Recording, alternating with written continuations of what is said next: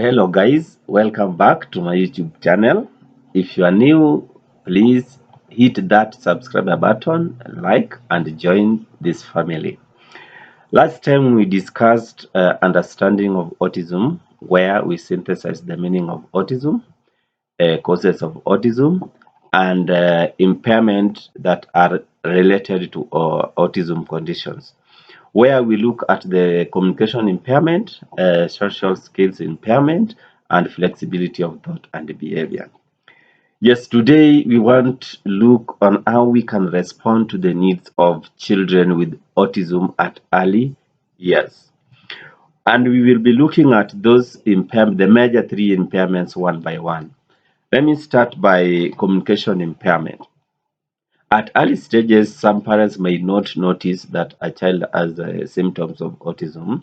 For example, you might have a child that at maybe 3 years, the child is still humoring words. The child is non-verbal, as people say. Some are echolalic. Echolalic means you talk to a child is repeating words as you say them. If the name of the child is called Philip, the child will repeat the name Philip.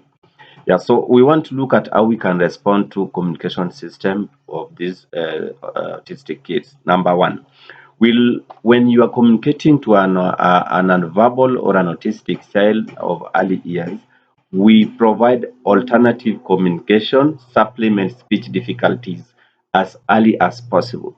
For example, if it in setup environment you want to communicate about the mouth, look at this picture. When the mouth is there, you look at the way mouth is drawn. So this is an alternative communication. You communicate the total communication, you communicate verbally through your mouth, then you use your hands to show this is mouth, then we have face here, then we have eyes. You see, so the child will look at what you are saying. Alternative communication. If you tell the child touch your nose, the child will look at the picture. There's a nose somewhere. Touch your face, the child will touch the face from the picture. Then touch your eyes, the child will know the human being has two eyes. Then you can as well, that is when you are teaching the body language, or if you want to describe your child, the body parts of your child, use the alternative communication. Second, we can look at kindly seek for speech therapist as early as possible. Immediately you identify your child as a problem. The speech therapist will help you in sound articulation, pronunciation of words, expression, and receptive language skills. Then we look at develop communication play program in early years, and this one will carry even into early years of education. So you must develop a play program. This program will help the child to develop some social skills, will help the child to develop some communicative words, so that when the child is growing while the child is aware of whatever you want the child to articulate the sounds when. Under communication play program, you can go to social communicative play therapy sequence. Kindly, if you are doing that program, you are drafting the program, ensure if it is matching of object, you go towards the sequence, you follow the sequence. Object to object matching, matching object to pictures, then picture to pictures objects, then simple words, match the simple words to simple words where the child can understand. Don't mix up where you match object with object, but the program is indicating object to object. We must follow that sequence. If it is a class setup, we must have a visual timetable. The visual timetable is where we use the PECs. PECs means the use of picture exchange, whereby if you want to organize a play, a jumping play, you look at the picture. In the timetable, there is somewhere indicated jumping, and there's a child drawn there jumping. This is called physical action cards. So there's a time for hopping. So the child will automatically look at the timetable, check the time, and know our time now is for play. Okay. If it is star jumps, you will not demonstrate to the child. The child will look at you and check what is going on the cards and follow them straight. So we must have a visual timetable. If it is time for brushing, you draw the brush, draw the put the toothpaste there. Then the child will know if it is time for brushing, this is what I should be doing. Then you must provide a picture or provide a picture. This is the sequence and the protocol that the child must follow. You put the time there and teach this child when you see the clock is moving towards maybe let's say 10. The child look at 10 and check from the visual timetable. Oh, it is 10. Time for eating. That eating, because this child is not communicating and we are using total communication, you draw maybe a cup of tea or you do some kids there eating or taking some meals. So the child will realize that it is time for tea or it is time for meals. I just want to give example of a visual timetable. Look at the picture here. Let's say it is night time. The parents want to train the child on the time to sleep. It is drawn here. So you will indicate the time and as someone is sleeping. So you just point at the child, oh, look at the time. It is time for sleeping. Then if it is in school, the child will look at the picture and know, oh, it is assembly time. The child will run to assembly. Then maybe when it is time for craft or drawing things, you tell the child it's time for drawing. The child will move back and bring his drawing materials. If it is time for going home, pack your bags, pack things in your bag and go. So this visual timetable will help the child to know what is done. Then when things are over, you draw something that indicates it is finished. Okay? If it's finished, we can use this symbol or we can use this symbol to show the child that work has been completed. Under your visual timetable, you can even draw the meal plan for the child. So when it is time for drinks, the child will look at the flashcard. It's time for drink, we drink juice. When it is time for maybe eating some snacks or what, the child will look here. We are taking this, we are taking this. That is what the child will follow. So you ensure whatever you are doing is indicated and shown very clearly to the child. That is communication. Let's look at social understanding. How can we respond to social skills or social understanding of these kids? These are the things that we should do to ensure our child has improved in social skills. Number one, design play activities to help the child develop social skills. What are these playing activities? You must have time to do things. For example, if it is you want to go to the field and you are doing marching, that is physical action, you are doing marching, draw something that can be seen by the child that it is marching. We are now stamping our feet, okay? And as you discuss these things, you talk to the child. We have long strides here. The child will look at them and say, oh, this is what we do. If it is jumping, oh, my boy, we are jumping. So that is, and you discuss to improve the language of the child. Then is a consistency and predictability of activities, which is very important. Ensure your work is predictable and consistent. If the time for playing or matching objects is 10, ensure the child reads the timetable and knows that at around 10 we are going to do this, and the child can predict after doing this one, after doing star jump, you are going for matching objects. After this, you are going to this one. Ensure the child can predict whatever the work you are given. Then support your child in play and other social activities. Don't leave your child to do the work alone. Ensure you participate, support this child. When the child falls down, or encourage this child to continue, and you give him the moral support. Then make sure your child spends sometimes with both autistic and non-autistic children. Spending time with these people will develop more attentive and responsive behaviors. Some people just they don't want to mix the children. We have inclusive education. So ensure this child can mingle with the autistic and non-autistic children so that he can be attentive and learn how to respond behavior-wise. Then during the play activities, offer plenty of positive reinforcement. Always praise your child for the little effort he has made. This one will offer a reward and motivate the child. For example, kick the ball and the child kicks the ball from Just a slight distance, appreciate that, and offer reward. If you run today from here to here, you'll get something nice. The child will get motivated and try to imitate whatever you are saying. And ensure your words are very clear during your discussion or during your play. This one will motivate the child in reading your lips. Most of the nonverbal kids, they read your lips and the facial expression. The body movement is very important to them, and whatever is coming out from your mouth. Teach social skills directly. This one should be taught politely to recognize the needs and emotions of others. When you are teaching the child, that when you see teacher Philip face is like this, know that I'm annoyed and I'm angry and annoyed. So the child will read. Do it directly. Do it directly. And if you're happy from your face, you're very jovial. So the child will read, oh, daddy is happy of what I've done, mommy is happy because of what I've done. So the child gets encouraged. If you are a parent listening to me and you want your child to develop socially, encourage limited social interactions. This, what do I mean? I mean, set up briefly dates and visit fun places where other children will be present, and explain to your child the time and the less time you'll take in that place.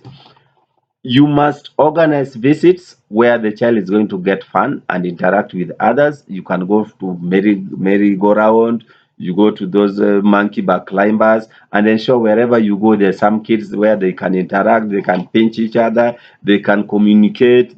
Sometimes they commit the language that you can't understand. But when your child is nonverbal and sees another one is talking, if you try to imitate and copy exactly what the other ones are doing. This one will help the child develop social skills. Let's look at the third one, which is rigidity of thought and behavior.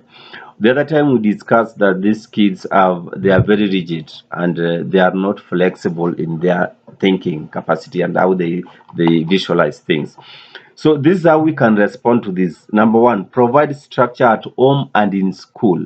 So this child will follow the routine provided at home and in school. If you are a parent and you've designed a program for your child, take this program and discuss with the school or with the class teacher, whereby you will implement things that are related and are the same at home and in school. Then explain all changes in advance. In case your timetable is not rhyming with the program in class or somewhere else, explain these things prior to your child. In that case, in if let me give example. At 9 a.m. we are matching objects. That is what you do at home. When you go to school at that 9 a.m. it is break time. Explain this thing before you take your child to school, so the child will know very well, oh, at this particular time at home, at home I will do this, and in school I will do this. You will help this child to be flexible in his behavior, and the child will catch up very easily with others. Let's look at food allergies. We discussed something there. Food allergies, there's some things that trigger hyperactivity of the autistic kids. Let's look. Avoid allergy foods. I am not saying you don't. I'm saying avoid allergy foods. For example, common allergy foods are egg, milk, wheat, oranges, peanut, beans, etc. Don't avoid them completely, but if your child is allergic to them, avoid them because they will trigger some symptoms. Then avoid foods that trigger hyperactivity. You people analyze my words. I'm not saying do not give, I'm saying avoid. Give your child all sorts of food like any other normal kid, but check, is my child reacting to this food? Is it reacting positively or negatively? Most of the processed foods like sugars, additives, and stimulants, some triggers their hyperactivity. So somebody might think, my child is maybe not behaving well. Those are the foods I'm saying you avoid completely. Now let's look at sensory issues. What are the symptoms of a child with sensory issues? Common sensory dysfunctions that go unnoticed at early stages are tactile, visual, and auditory auditory problems. Let's look at the symptoms that can show that a child has sensory disorders. Number one, if your child is easily overwhelmed by places or people, your child is easily startled by sudden noises. You go to some places, you find child is scared and uh, is getting surprised. Know very well that your child has some sensory issues. Then if your child is being bothered by bright light at home, when you switch on the bulb, the child is getting scared or running away or getting irritated. That one is a sensory problem. If your child is refusing to try new foods, or the child is eating limited diet and certain foods, maybe if you put a variety of food on the table, then this child is eating particular type of food. That child has a sensory issues. So let's look at how we can respond to these sensory problems. Let's look at response to the sensory issues. We have common sensory responses that include massage. You can massage your child. You look at specific body parts to massage. Then auditory trainings through music and movement. You can make your child move, jump, or movement of the hands, walking straight. You be specific. If it is walking, walking straight, making short strides. Okay. And this one, if we talk of music, training in auditory training, music, don't use electronic music. You can use things when you look at noise or music, kindly don't use the electronic music. You can improvise something like this. This is just a marble put in a container. So you can modify some behavior by using this one. This can also produce noise. So you shake it and you moderate. If the child is responding to a low sound, then you can increase it to see if the child is blocking the ears, then you moderate it again. That one you can help the child in auditory training.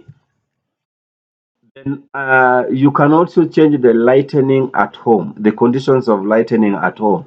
Maybe if you are fond of at night the light is on, you train the child. Maybe from 9 you put the light on off. Then at a particular time the lights are off. Another thing, you can use UV for 10 minutes. Use UV for 10 minutes or 2 to 3 times a day. Use UV for 10 minutes 2 to 3 times a day. This has shown improvement in the sensitivity of light. Okay. The other thing is consult with your OT, occupational therapy. Occupational therapy will help you in defining appropriate sensory integration training that will help your child. First of all, OT will help you in the coordination activities. Okay. So ensure you consult your OT. Then maybe last, let's look at motor coordination issues. Most of our kids have coordination issues. They don't balance or coordinate well. That is where the action cards are coming in, where you train your child how to jump, okay? You train your child the short steps, that is under coordination activities, how the child can walk, how the child can coordinate his body. You train the child how to jump and hop, that is coordination activities. Another thing under coordination activities, you can train your child on how to concentrate, that is eye hand coordination, whereby you tell the child we want to plug in these magic blocks. So when we are plugging them in, we this one can also help in visual discrimination of the foreground, whereby you tell the child, now we are using the color identification. Start with pure light blue. The child will just pick blue and arrange them the way you want.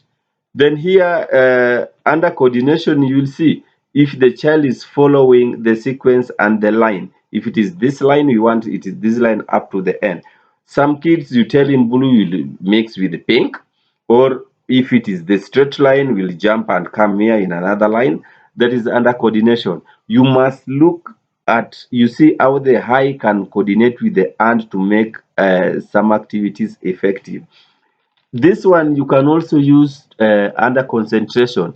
You tell the child within 10 minutes, I want you to plug these things. Concentration does not mean staying in a particular work for 30 minutes or 20 minutes. Concentration means you pay attention to what you are doing until completion. That one you are concentrating. So this one can also help you tell a child, I want you to make an house using this magic. Using this magic, you just told your child to make an house. The child will come up with a roof, maybe a blue. The roof is blue. Then make it straight. So this one will help your child coordinate, concentrate, and learn how to do things.